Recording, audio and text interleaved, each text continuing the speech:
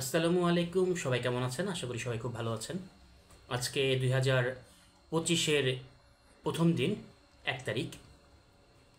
দেখতে দেখতে 5 মাস অতিবাহিত হয়ে গেল। মানে আগস্টের 5 তারিখ থেকে মানে এই মাস পর্যন্ত, ডিসেম্বর মাস পর্যন্ত প্রায় 5 মাস অতিক্রম করলো অন্তর্বর্তীকালীন সরকার। তো এই অন্তর্বর্তীকালীন সরকারের কাছে আমাদের অনেকের আমাদের এই বাংলাদেশের আপামর জনতার অনেক বেশি প্রত্যাশা, এবং প্রত্যাশা হওয়াটাই স্বাভাবিক। তো একটা স্বৈরাচারী সরকার পতন ঘটেছে।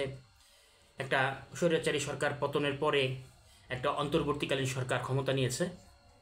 তো এই সরকারের প্রতি আমাদের অনেক বেশি চাহিদা, অনেক বেশি প্রত্যাশা। তো এই 5 মাসে আমাদের এই অন্তর্বর্তীকালীন সরকার, মানে ডক্টর মোহাম্মদ ইউনূসের নেতৃত্বের যে সরকার, তারা কতটুকু আমাদের প্রত্যাশাকে পূরণ করতে পেরেছে। তো এটা নিয়ে হয়তো অনেক রকমের ডিবেট হতে পারে। হয়তো অনেকে বলবে যে খুব 5 মাস খুব বেশি সময় না, বা হচ্ছে এই অল্প সময়ের মধ্যে হচ্ছে অনেক কিছু করে ফেলবে, এরকম কিছু ভাবাটাও যৌক্তিক বিষয় হবে না। তো তারপরও কিছু কিছু বিষয় থাকে যে একদম এটাও ঠিক যে 5 মাসের মধ্যে একটা অন্তর্বর্তীকালীন সরকারের যারা আছে 5 মাসের মধ্যেই একদম বিশাল রকমের পরিবর্তন ঘটে যাবে বা ঘটিয়ে ফেলবে, এরকম ভাবাটাও বোকামি। আবার এটাও ঠিক যে 5 মাসের মধ্যে অন্তত কিছু কিছু জিনিস আমাদের মানে মানে আমাদের কিছু কিছু জিনিসের ক্ষেত্রে হয়তো আমাদের বুঝতে হবে যে না, এই সরকার একদম রাইট ওয়েতে আছে, বা তারা যেভাবে যাচ্ছে হয়তো ঠিকঠাক মতো তাদের পরিকল্পনা, যেই পরিকল্পনার মধ্যে বা যেই সংস্কারের মধ্যে দিয়ে তারা যেতে যাচ্ছে, তারা ঠিকঠাক মতো সব কিছু করছে।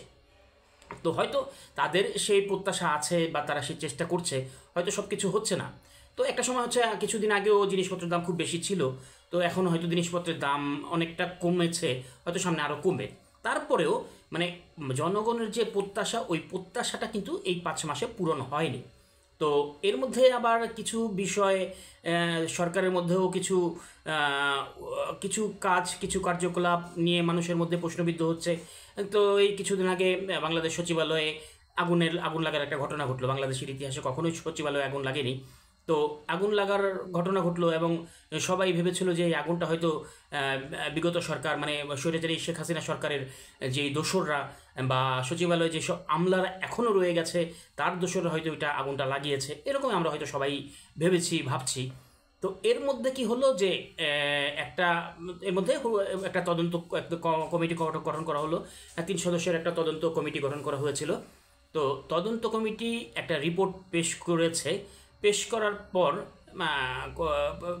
পেশ করে তারা বলছে যে সেই দুর্ঘটনাটা হচ্ছে একটা লুজ কানেকশন থেকে একটা দুর্ঘটনা ঘটেছে।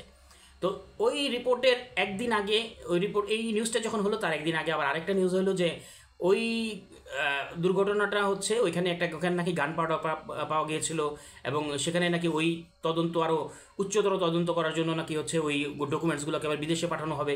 কিন্তু তারপরেই আবার আরেকটা নিউজ হইলো যে এটা হচ্ছে লুজ কানেকশন থেকে হয়েছে। তো এই যে লুজ কানেকশন থেকে সচিবালয়ে আগুন লাগলো, এই বিষয়গুলো কিন্তু বাংলাদেশের মানুষ মানে খুব ভালোভাবে নিচ্ছে না।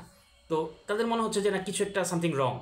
তো আমরা চাই এই সরকার কোনোভাবেই যাতে প্রশ্নবিদ্ধ না হোক, এবং এই সরকার আমাদের স্বপ্নের সরকার। এই সরকার অন্তর্বর্তীকালীন সরকার আমরা বিশ্বাস করি এই অন্তর্বর্তীকালীন সরকারের মাধ্যমে বাংলাদেশ তার কাঙ্ক্ষিত লক্ষ্যে পৌঁছে যাবে। তো এই সরকারকে নিয়ে অনেক আলোচনা হচ্ছে, এবং এই সরকারের যারা অন্তর্বর্তীকালীন সরকারের যারা উপদেষ্টা, তাদের নিয়েও কিন্তু অনেক সমালোচনা হচ্ছে।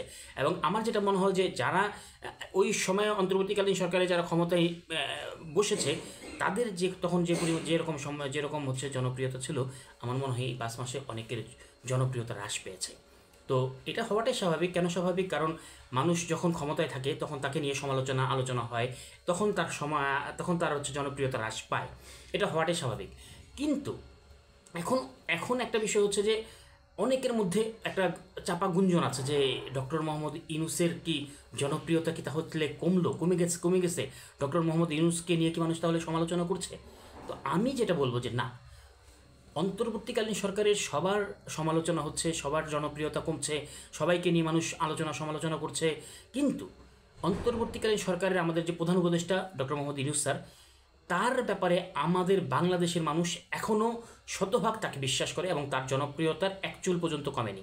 এবং বাংলাদেশের মানুষ বিশ্বাস করে ডক্টর মোহাম্মদ ইউনূসের নেতৃত্বে বাংলাদেশ একটা কাঙ্ক্ষিত লক্ষ্যে পৌঁছবে এবং তার সুদক্ষ নেতৃত্বে বাংলাদেশের আগামী চমৎকার একটা আগামী খুঁজে পাবো, যেই আগামীতে বাংলাদেশের তরুণ প্রজন্ম অনেক সুন্দর একটা আগামী ভবিষ্যৎ পাবে এবং যেখানে কোনো দুর্নীতি থাকবে না, যেখানে কোনো স্বৈরাচারী সরকার নতুন করে মাথাচাড়া দিয়ে উঠতে পারবে না, যেখানে কোনো ব্যাংক লুট হবে না, যেখানে আমাদের প্রশাসনে আইনের স্বাধীনতা থাকবে, এরকম একটা সরকার, এমন একটা দেশ আমরা আশা করি ডক্টর মোহাম্মদ ইউনূসের নেতৃত্বে বাংলাদেশ এরকম একটা দেশের দিকে ধাবিত হবে। এবং আমাদের ডক্টর মোহাম্মদ ইউনূসের নেতৃত্বে আমাদের এই বাংলাদেশটা পৃথিবীর বুকে একটা রোল মডেল হবে। এবং ডক্টর মোহাম্মদ ইউনূস যদি কোনো কারণে আমি কনফিডেন্টলি বলতে পারি, কখনোই সে হয়তো ফল করবে না, কারণ আন্তর্জাতিক অঙ্গনে তার যে পরিমাণ অর্জন, সে কখনোই চাবে না যে সে বাংলাদেশের তার যে দায়িত্ব, এই দায়িত্ব থেকে সে ফল করে তারপরে সে চলে যাক, সে কখনোই ফল করবে না। এবং সে যেই দায়িত্বটা মাথায় নিয়েছে, সেই দায়িত্বর সে শতভাগ পালন করে সে বাংলাদেশটাকে একটা সুন্দর জায়গায় নিয়ে যাবে। আজকের মতো এখানেই, ধন্যবাদ।